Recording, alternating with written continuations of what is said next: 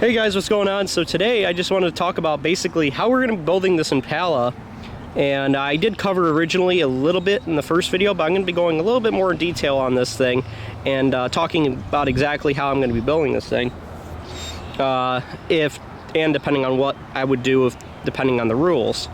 So obviously, as most people know me by now, I'm going bone stock. I'm not going to put a big bumper plates on the frame or on this thing. Nah, we're just gonna move the gas tank like we usually do to the inside with a cage and everything, as long as the rules allow, which I usually don't run anywhere that doesn't allow that.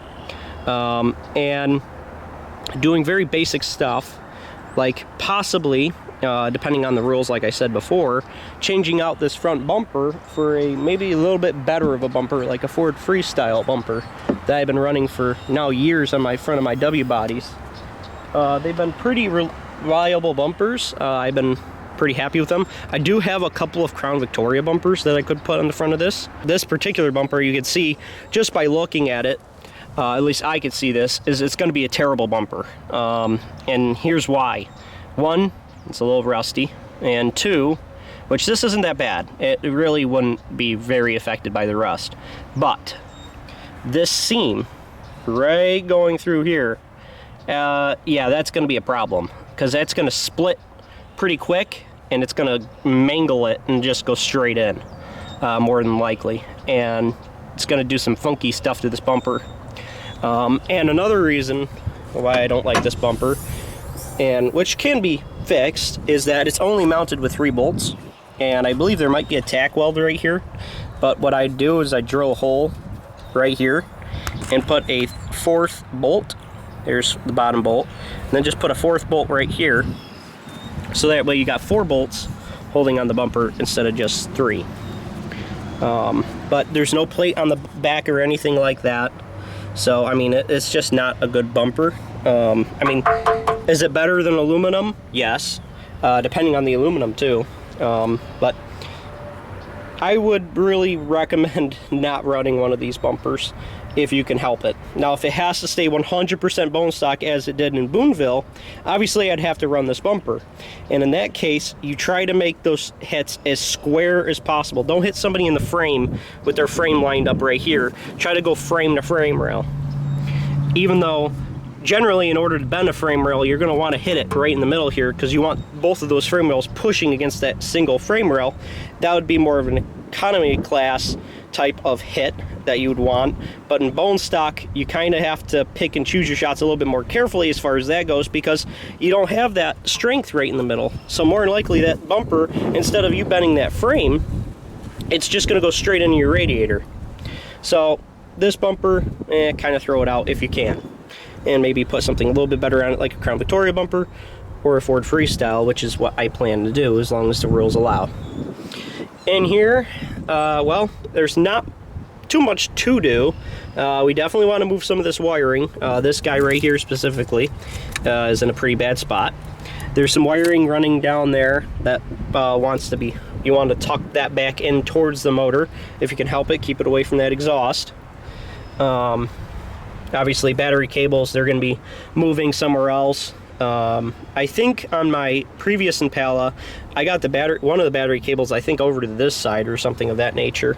So I think that ground cable can pretty much be put anywhere, because he just bolts onto the transmission, I believe, over here, and one other spot, I think the core support right here, and maybe goes to this guy right here, which is not a big deal. You can always lengthen this wire, this little wire here, or put a different ground there.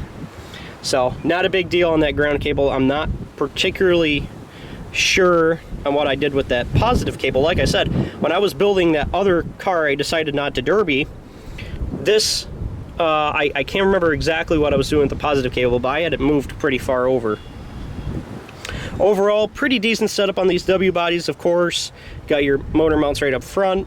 I am going to be putting a different motor mount on the bottom there, because they were known to be weak, and putting a different motor mount on that side because, well, I like to run these with newer motor mounts. Especially, it seems like these Impalas seem to lose their CV axles. If anybody has any tips or tricks on these particular Impalas on how to keep those CV axles in. I seem to see that very often. I know that obviously changing the spindles for steel spindles, which this being a cop car kind of, you know, already is there, I believe. And you know, doing some other tips or tricks maybe to keep those CV axles in that would fit in a bone stock setting.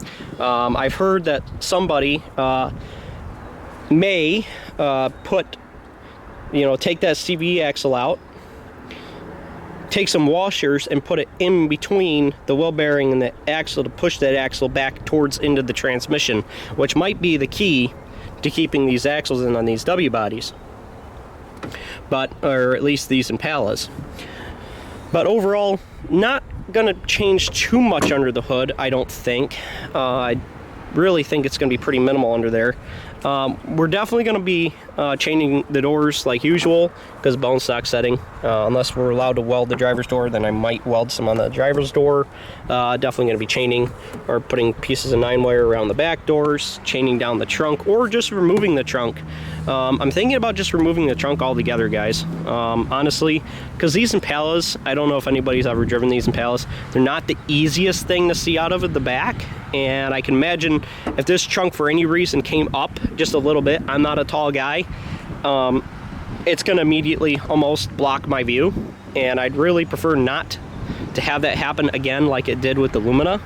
If I could tuck this trunk in, that would be ideal. And honestly, I don't know why more places don't allow that, even in the bone stock, because it doesn't really strengthen the car that much. And it can make for, in my opinion, a better show because they're able to use the back end more. I mean, that's just, and you see the hardest hits in bone stock usually when people are using their back end. So, I don't know. I'll see what the rules allow, and if they don't allow me to tuck it or maybe even cut it here and then beat it down, although that's technically tucking too.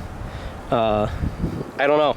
Well, we're gonna have to see what I want to do about this trunk. I'm gonna watch more and more videos, but it just goes, it's so random. Demolition Derby, that's one of the greatest things about it, is it's so random. You never really know how this thing's gonna bend exactly, because you never know, that weird shot might tweak it in a way you never thought it could go.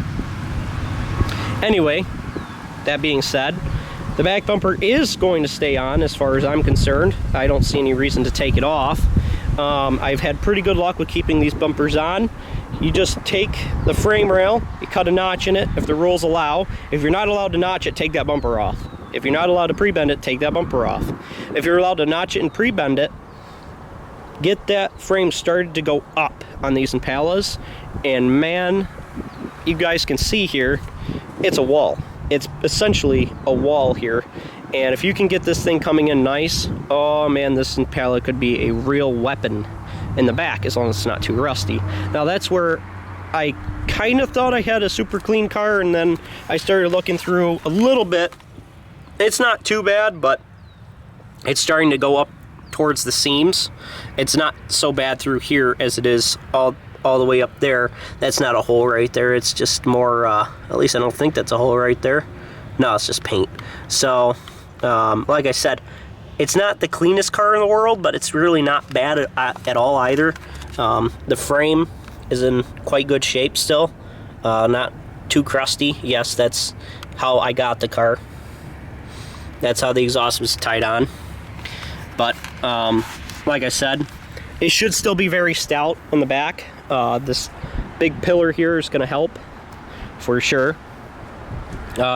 Most of the time when I see these Impalas collapse in, they'll collapse in just like the old W bodies would. Take those tires and shove them inside the car.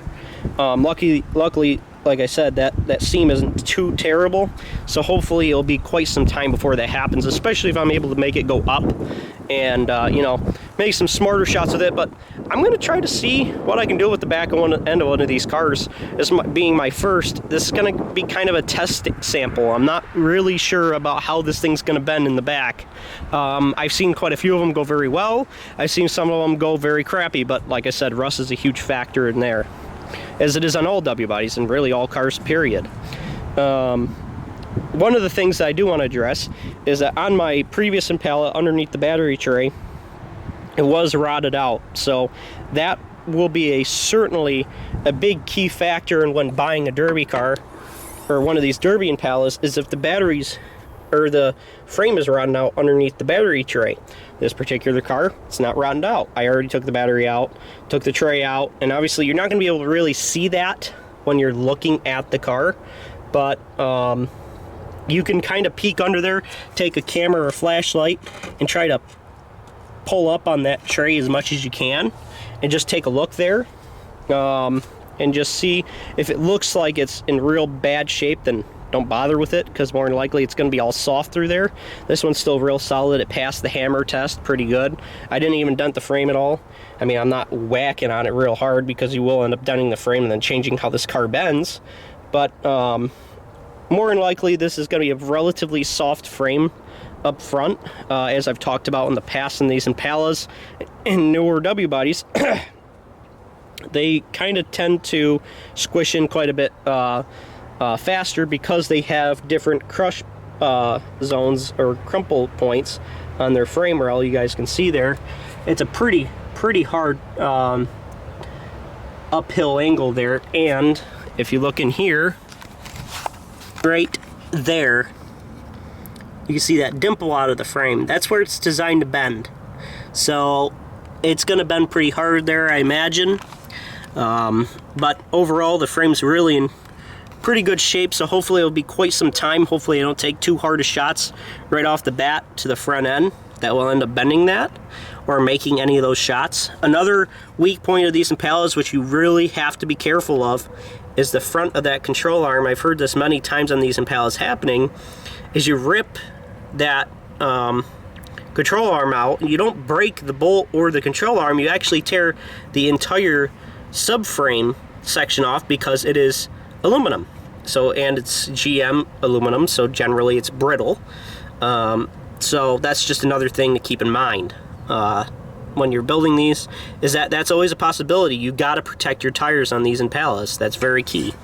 And the worst part about these Impalas possibly is how far the bumper sticks out, and it leaves the tire totally exposed. I mean, this is just tin metal on this fender, so the tire is very exposed, so you just got to be very mindful of where your tires are turned. If you're making a shot, you'd much rather want to see your frame rail get hit than the front of that tire get hit, because that's pretty much going to spell disaster for you if that control arm breaks off of the subframe there. So, but I definitely put the steel spindles in. That's a given. We're going to be doing that in this car if it doesn't already have it. I haven't honestly looked, but that's a factory upgrade. Bone stock, yes, they say you can't modify the suspension. That's not modifying the suspension. You're doing a factory upgrade. That is totally factory. And if you buy one on Rock Auto, you can get the cast iron spindles. So, and I've actually seen these cracked on the road before. So, just another thing to keep in mind. I actually had to replace a spindle on one of these Impalas because somebody had over-tightened the tie rod and actually snapped the end of the spindle where the tie rod sits, and it was about to be a disaster for who was driving it. They didn't know anything about it, and that could have broke off and sent the car in a frenzy down the road, and that would have been terrible for her and anybody else who might have been hit by the Impala. So it could have been very deadly. So like I said, that's also besides the point. You're going to want to probably just throw those cop car spindles, if you have them, in these cars. If you don't have the cop car spindles and you absolutely have to run the aluminum spindles, good luck, have fun. I don't know what else to tell you. It's going to be short if you get hit by anything in the front of these cars. They really just don't hold up, especially when they get older. I've noticed that also. Maybe, I can't say with 100% certainty, that age seems to have an effect on that aluminum as it corrodes. But as for the interior, we're not going to be changing much at all. Dashboard's going to stay in, gauge cluster's going to stay in, obviously taking out the airbags, stuff like that, just our normal build. So I guess that pretty much covers it. We're just going to be throwing a cage in the interior. I mean, it's just pretty basic build. Stay tuned, there are going to be more updates coming on this Impala, and hopefully some more updates as far as where we're going to be bringing this thing and what this year's Derby season is going to really shape out to be. So stay tuned, like, comment, subscribe. Thank you guys so much for watching. I'll see you guys in the next video. Bye bye, everybody.